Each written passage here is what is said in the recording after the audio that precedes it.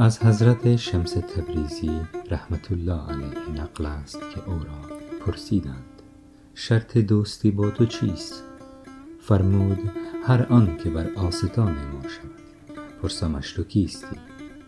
اگر گوید من فلانی هستم به حال خود رهایش کنم، و اگر گوید من نمیدانم کیستم راهنمایش باشم، و اگر گوید من خود نیستم کلامش را می شنوم و او را به کردارش می نگرم، و چون او را هیچ نیافتم تنهایش گذارم، چرا که هیچ را نه یار باشد نه نیاز.